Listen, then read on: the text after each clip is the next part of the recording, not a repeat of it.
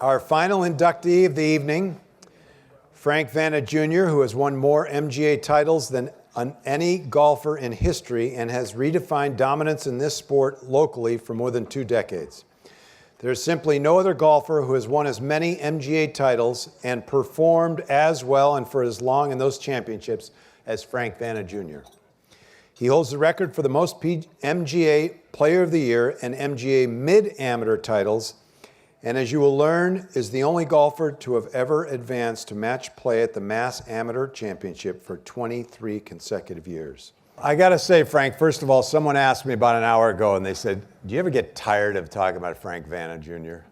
I said, yeah, actually I do. You're not the only one. You know, I can remember calling the MGA office. I won't tell you who I talked to, but every year when the amateur was going on, is Frank in the finals? Did he make the finals? Should I come over? Is this the year? That was kind of a monkey you got off your back at one point, wasn't it? Did that feel like, oh, I've been in this thing a while? And yes. It takes, you have to play in it a lot of times. A lot of guys right out of the chute don't win, and I had been playing in it for a long time. And, it's a confidence thing, and deep down I always thought I would win, but as the years kept clipping by, you doubt yourself. And but I was healthy. I felt good. I kept practicing. I liked practice, and I kept playing in the tournaments. And the MGA has such great events, and I think it makes you stronger when you play against the competition that we play against day in and day out. And I just tried to stay focused, and I was lucky enough to pull it off. Not a bad career for a kid who grew up on the family driving range, right? I mean, that's kind of where you learned the game. Yeah. Just hung around afterwards, or did your dad groove your swing? Or I wish. I wish. I think we picked a lot more balls than we hit in those days. And but it was a great place to grow up. It's a cross between Caddyshack and Tin Cup. And we had 5 kids, and all my buddies worked there. But we started working young. 4th or 5th grade, driving tractors and trucks. And when I look back, I kind of think that my parents might have been trying to kill us with what we were doing. But, fortunately they didn't succeed, and we had a great time on the driving range. So you didn't really compete in golf until college, right? Basically, I was playing team sports, and, all the buddies were doing it, and nobody was really playing golf. We grew up on the driving range, but, we were playing football, hockey, and lacrosse or baseball, basketball, and we had, in those days, you went to neighborhoods, there were kids everywhere. So when we weren't picking balls, we were playing sports. And I think in 7th or 8th grade, my parents got me a junior membership at Marlboro Country Club, and my dad had been playing golf for a long time, so they'd bring me up there in the afternoons on the weekends, and we had a group of 8 or 10 kids, and Marlboro Country Club it was a great place to learn how to play golf. And I'm thankful for them for doing that, but still, it was always, taking a back seat to hockey and football, and didn't really shake out until college. So you finished college, you figure, well, okay, my football career is pretty much over, and same with hockey. Same with hockey. But heck, I could still play golf. Yeah, so I mean, I didn't, the MGA, I couldn't even spell it then.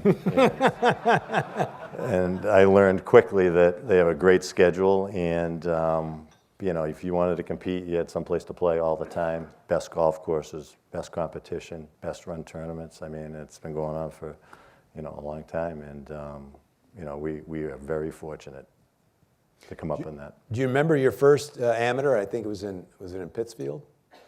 Yes, I actually, I do remember. It's the first time I met Dan Hurley and Harry McCracken. So I continued on after that, which is probably in and of itself a miracle, right? But that was pretty much the first time I had qualified for match play, and for qualified to get to Pittsfield. And I think I ended up missing by 1 shot, and that, that lit the fire. And I continued to stay focused and practice, and try to play in as many of those events as I could. So I guess the $64,000 question is, as long and as successful as your amateur career was, why didn't you ever turn pro? Well, first of all, you have to be good to do that. Wow. So, I mean, really, and it was different. We came up, I mean, a lot of guys weren't turning pro. I mean, I grew up on the driving range, but, I mean, surprisingly, they seemed like they were, head pros were the pros that we were around. And, I was just still kind of focused on football and hockey and didn't do it. I think Jimmy Hallett was someone I played against quite a bit. He was a few years older, but he was the only one doing it. And then a few years after us, a lot of guys did it. But, it just never really, I guess, I wasn't that bright. I mean, I didn't give it a try even. I was playing hockey and got a job and fortunately got to play MGA golf. So, I mean, no regrets. The money wasn't luring enough for you, huh? Yeah, I mean, I don't think that was even really in the equation. I mean, it was just, what was I going to do to fuel the fire? And, golf was doing it for me. So do you have, I'm sure you have many memories, but do you have a couple real memorable ones that you can recall for the crew here? I played in the amateur at Pebble Beach. That was pretty special. I have 4 younger sisters, and all 4 of them lived in California. So they came up for that. In those days, my dad was caddying for me, and it was just, it was great. We had a ball. I made match play. Unfortunately, I lost in the first round, but I lost to Ben Curtis, who was, I think, just in Kent State. He was All-American. He was really, he was riding high. It was great. I mean, we had a good match. His dad was caddying. His parents were nice. We had a blast. But we were at Pebble Beach for a week. It was awesome. And then secondly, I mean, winning some amateurs and mid-ams are all great, but when I qualified for Deutsche Bank, that was pretty special. I mean, that was a whole nother realm. And at that point, we knew what professional golf was, and it was kind of a big deal, internally. And it was great. I had a lot of support. A lot of people in this room came out to watch. It was great. And my buddy RJ Foley caddied for me. We had a blast.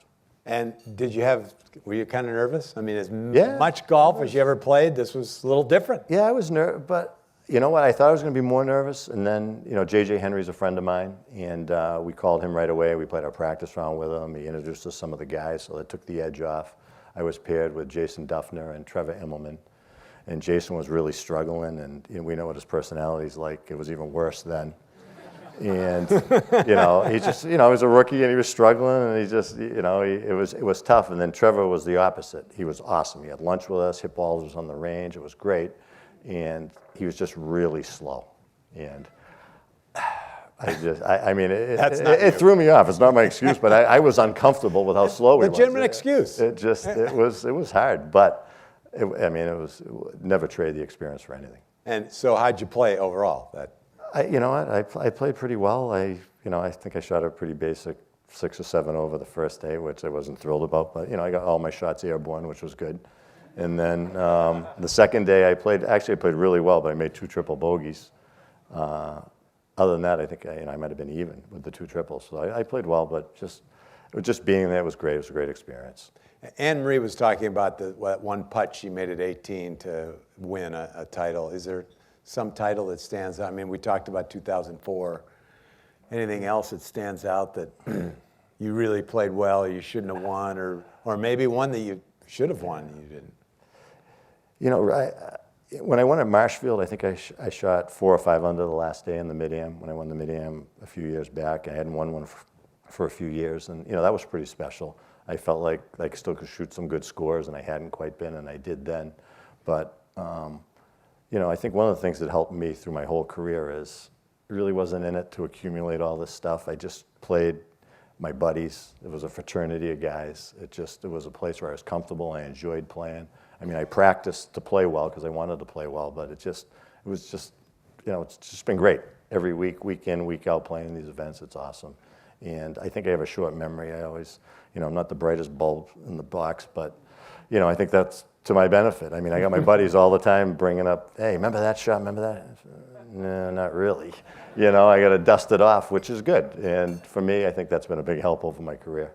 And who would have thought the kid on the driving range gets into the Massachusetts Golf Hall of Fame? Right. Really? Yeah. Can't believe it. Congratulations. Thank you. Well-deserved honor. Stay right there.